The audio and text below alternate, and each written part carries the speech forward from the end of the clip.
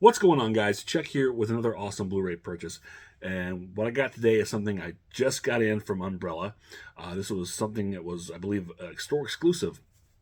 And it's I think, probably a lesser known slasher film, really at the end of the 80s. It was like 1989. So it was one actually I'd never heard of until interestingly enough, just a few years ago, I managed to catch this at the drive-in. One of these late night double features. Occasionally, the drive-in I go to would have. At this time, they're doing like Wednesday night, double features, just kind of a random pairings of stuff. And this was one of the films on there. And we were seeing this as something I had never heard of or knew anything about, and I was rather intrigued with the film and actually liked it a lot. And I saw Umbrella was getting this nice exclusive limited edition I had to jump at, and that is 1989's Intruder. If you're not familiar with Intruder, as I'm sure most people aren't, at least that I'm aware of, because I know I wasn't. It's it's a like 89. It's a very late 80s slasher film. The slasher genre has basically died by this point. If it's on life support. This is probably one reason why this one kind of flew under the radar. But it's a slasher in a grocery store. How unique is that? Directed by Scott Spiegel.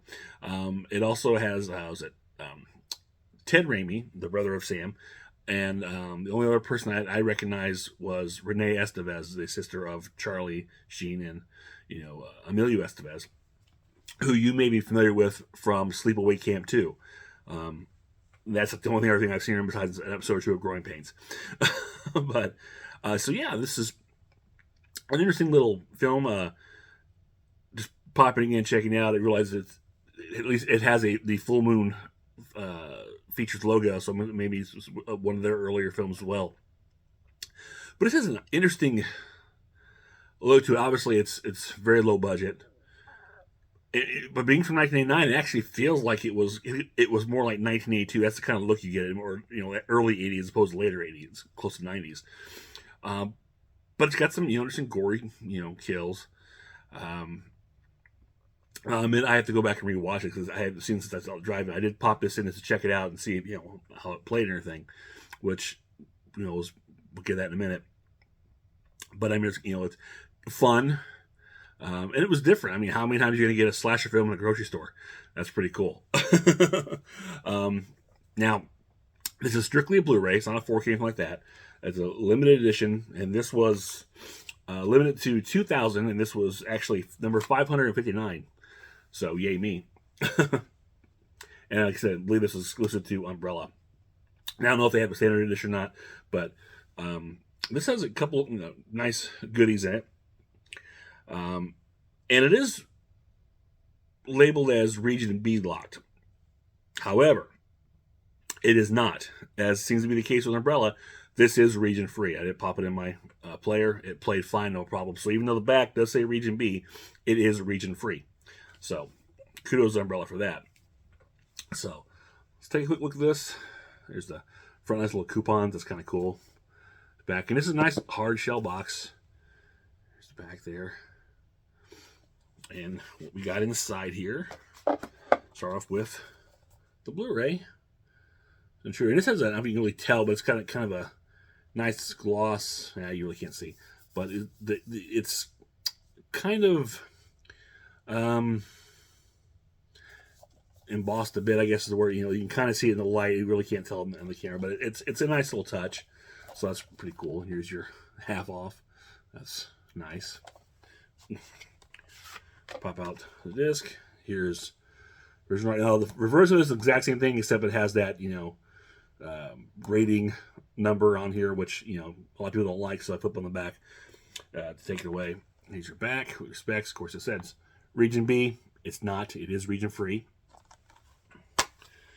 Inside, just the Blu-ray disc with some good features, and we also get a poster. Open this up. So here's kind of poster art that I'm was familiar with. I think this is one they show at the drive-in when I saw it. And then in reverse was the slipcover or the box cover for this release.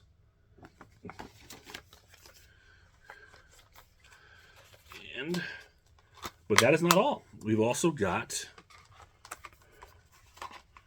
let me get that back in there. We have a booklet on the making of, or at least, I mean, not making of, but a lot of essays, write-ups, usual. Let's see. We got in here gory stuff, but so we got behind-the-scenes photos, essays, and here's Renee Estevez. And actually, I don't even think she's the main girl, if memory serves. I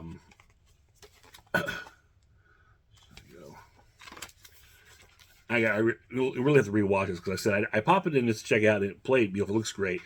Because it does have a feel, like I said, of more of an early '80s film as opposed to being 1989. Which is nice. But I also remember it's kind of got a bit of a funny side, like a dark humor.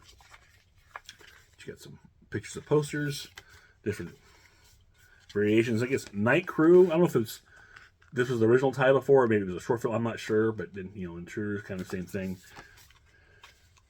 And then you have some stuff on the artwork in here, which is just some designs of how they're putting together the artwork for the Blu-ray covers, which is interesting little bit. That's kind of cool. So that's the booklet. But you also get a Gore Zone, like a little reproduction of a magazine.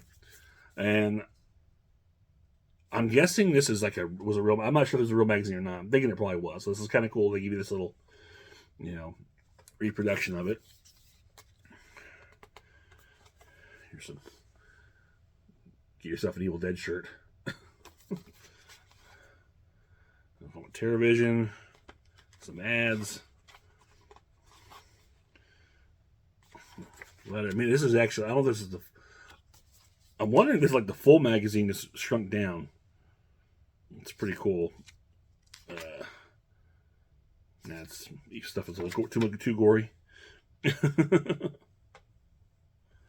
Like a short story in here.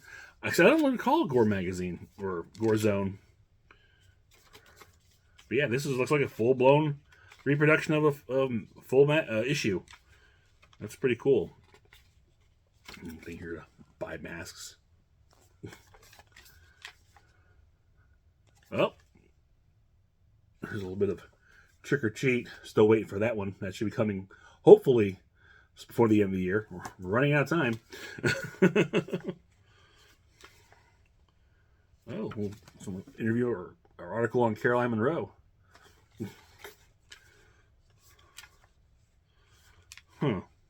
This is pretty cool. This reminds me of when I was, younger. I used to collect like stuff like Starlog, and there was another one. I can't remember what it was, but I used to love those magazines. There's a lot of ads for, but it's so cool. And they have this little book reproduction of this book. That's pretty neat. That's a nice little. Let's talk about Intruder in here. I think I went over that briefly because that was probably the gory pages. I didn't want to show it. But it's interesting. Will TV kill Freddy Krueger? That's kind of funny. So those are nice little, goodies packed in there. As far as special features on this, like I said, I put this game looked really good. It sounded really good.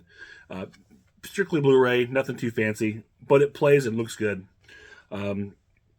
As far as special features on here, you do have an audio commentary with director Scott Spiegel, a video essay by critic Kat Ellinger, an Intruder trailer newly edited by Scott Spiegel, which is interesting, the Blind Waiter short film from 1980, Toro, Toro, Toro Redux, a short film from 1981, Cleveland Smith Bounty Hunter, producer's cut, a short film from 1982, original Intruder work print, outtakes from Night Crew 1979, extended murder sequences from Night Crew / Intruder work print. So I'm wondering, maybe, I don't know the history. I'd have to look at the history, honestly, of Intruder. Maybe, that's what Night Crew was, and this, it took him like a decade to get it out. or to refurbish it. I don't know. So yeah, I really have to look into the history and check some of the stuff out. It'd be kind of cool. The original Night Crew trailer, original Intruder theatrical trailer, Attack of the Helping Hand short film from 1979. So there's some good features on here. This is actually a pretty nice little decent set for a film that honestly, is probably not, I would assume isn't too widely known. Like I said, I just discovered it fairly recently within the last year or two. And it was just, kind of this dumb luck that Umbrella decided to release it. And in a nice, limited edition set. Again, limited only to their site. I don't know if these are still available. Or if they released a standard edition or will. I don't know, I can't speak on that. But I can say that I do have this, limited edition, which is a nice set. This is a pretty good treatment for a late 80s slasher. That I think is probably, mostly forgot about, but I hope people can check this out and rediscover it because it's a lot of fun. So yeah, and this is a great presentation by Umbrella, as always. So that is it for this one. If you enjoyed it, just click thumbs up, share, subscribe, leave me a comment below. Let me know if you've seen Intruder, if you've heard of Intruder. I'm really curious because, like I said, obviously probably die-hard horror fans, slasher fans, are probably well familiar with Intruder. Again, this is one, I don't know if maybe it was a video staple, being late 80s. I might have just missed and didn't even know about it, but I'm glad I discovered it because it is a lot of fun. I'm looking forward to go back and rewatching again to reacquaint myself with it. But let me know if your thoughts if you've checked it out or whatever the case may be, or just say hi. I'll always take hi. So until next time, this is Chuck saying I will see you on the other side.